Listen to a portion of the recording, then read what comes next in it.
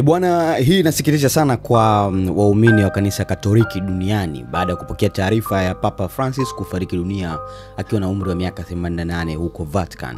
Taarifa inasema kwamba kiongozi wa kanisa Katoliki duniani Papa Francis amefariki dunia siku ya Pasaka Aprili 21, 2025 akiwa na umri wa miaka 88 katika makazi yake katika Casa Santa Marta huko Vatican.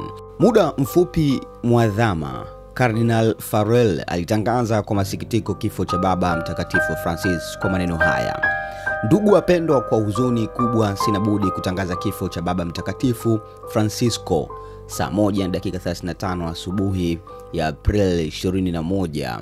Askofu wa Roma Francis alirudi nyumbani kwa Baba. Maisha yake yote yaliwekwa wakfu kwa huduma ya Bwana na kanisa lake. Alitufundisha kuishi maadili ya Injili kwa uaminifu, jasiri na upendo wa ulimwengu wote, hasa kwa ajili ya maskini zaidi na waliotengwa zaidi." Farrell akaongeza kuwa shukrani nyingi sana kwa ajili ya kielelezo chake kama mfuasi wa kweli wa Bwana Yesu. Tunaipongeza roho ya Papa Francisco kwa upendo wa huruma usio na kikomo kwa Mungu mmoja na watu wa utatu. Kifo cha Papa kimekuja chini ya saa 24 baada ya kujitokeza kwenye uwanja St. Peter's Square mjini Vatican kwa ajili ya Jumapili ya Pasaka.